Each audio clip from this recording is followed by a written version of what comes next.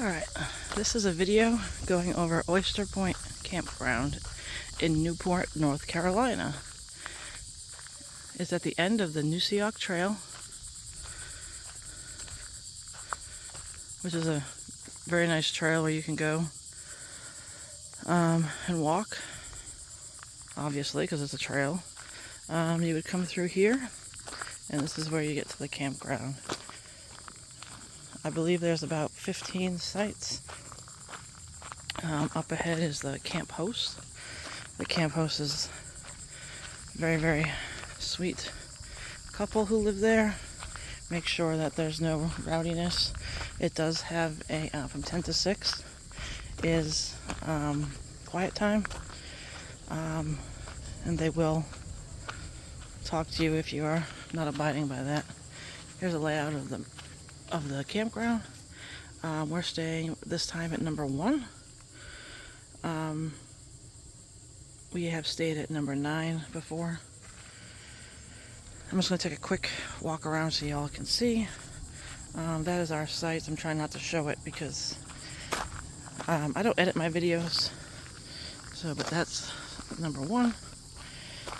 There's the campground host, but I'll take you through the rest.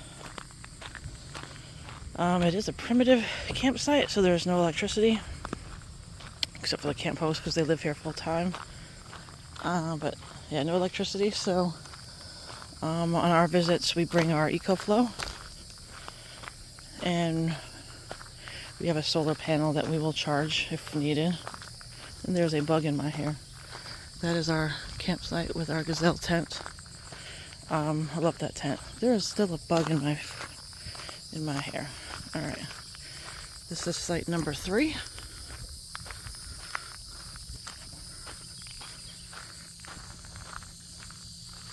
Forgot my bug spray. So all sites have, all sites have, this is number 2, which is right next to the camp host.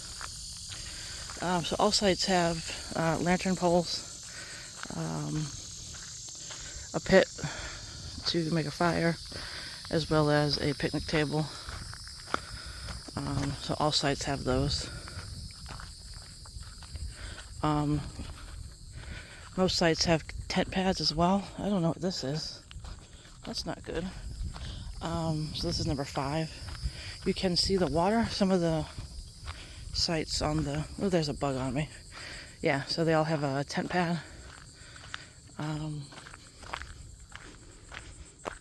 And then some of the sites, I think 5, 7, 9, 11, 15, and 13 have walkways to the water.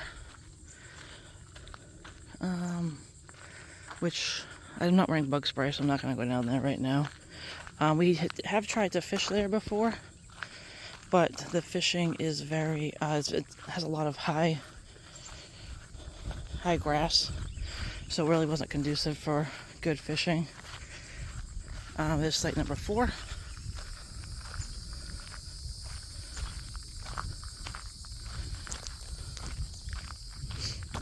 Site number 7. Yeah, and the last time we were here, we stayed at number 9, which has that nice path to the water, which you can see. It does have trash cans, as well as 2 pit toilets. We stayed at number 1. Yeah, see, that's a path. That's a nice path. We stayed at number 1 this time because of its proximity to the pit toilet. I forgot to show you that, but there's literally a pit toilet right next to site number 1. Here's number 6. Here's number 11. Again, there should be a trail going down to the water. And the tent pad in the back. It does also have water, so you are able to refill water. We have a Dometic personally, where we can get running water. We just charge it, and we really only use that for the wash our dishes when we cook. Here's site 13. I don't really like that site. It looks too open to me. 8 and 10 is a double. So campground fees are usually only $10 for standard size campsite, which is pretty good, which is one reason why we stay here. This site is $20 because it's a double. So probably best for an RV and a tent, since there is only one tent pad. But there are 2 fire pits and 2 picnic tables. And the reason I'm doing this video is because when we first started camping, we only started camping about, our first time camping was in March when we came here for the first time. And I fell in love with it. So I researched a bunch of videos, and there were really only a couple older videos of this campground. So I decided that maybe I should just make my own. Like I said, I am not an expert YouTuber by any means. I don't edit, I just post. This is 15. This is probably the nicest site on the whole place. This is the one we want to get to, but this one's always taken. The camp host does put on every post, it does have the initials of who stays and reservations. So on this one, here's the tent pad. Looks like a smaller tent pad because of the angles, but it does have this nice view, this nice walkway to the water, which is nice.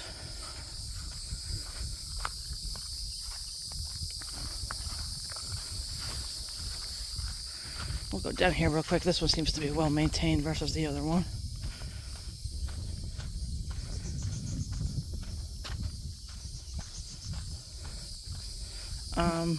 So back in March, the biggest thing that we had was pine cones would constantly fall on our tent, constantly. So if there was any bunch of wind, the pine cones would constantly fall. This time, make sure you bring bug spray. It is very, very, very, very buggy. Oh, look, you got a bird. But yeah, so you got this path down to the water. And like I said, you can fish. Yep, the bird. But as you can see, it's very, very grassy. We tried a couple times, but it just wasn't. Our lure kept getting stuck. So, but yeah, I mean, if you could just bring a chair here, just sit. It's really nice. You got the birds. It's beautiful. So, but yeah, all the other videos that we've watched, that's 15 is the nicest. But we've only stayed at number 1 and number 9. 9 was, they're both good. 1, you can see from the street when you come in, you could see our tent. But the trail was I mean, it's 90 something degrees here, so the trail was very dead. Not much going on the trail.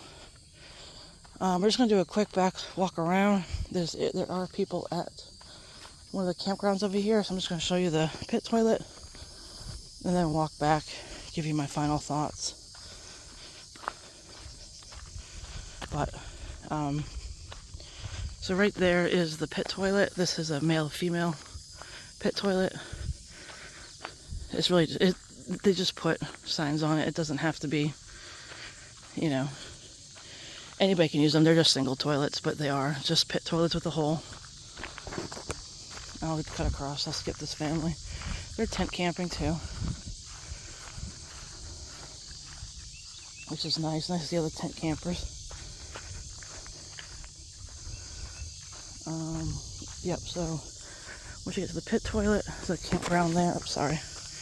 And then you got number 4, 14, with the 3 lantern posts, and then number 12. So, decent enough. It's very, very quiet, very shady. We did have our solar panel on ours, and we were able to get a little bit of charge of it. Our stay was pretty rainy though.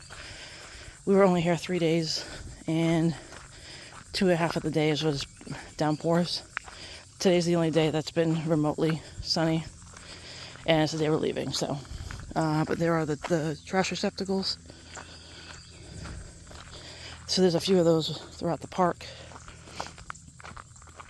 But yeah, I mean, for $10 a night, as long as you don't mind no electricity, it's great. I love it here. It's nice and peaceful, nice and calm. The camp host is really, really nice. I feel safe. That was a big thing for me. Not just from people, but also from animals. I didn't feel like I was going to get mauled by a bear. So yeah, I definitely recommend Oyster Point. It's only about 25 minutes from Atlantic Beach, Morehead City. So if you're looking to go to the beach, it's only about 25 minutes from there. There's number 6. So most days we went out to the Atlantic Beach. Did a few things there. We always make bacon and eggs and steak and mushrooms whenever we go camping. So that's always something to look forward to.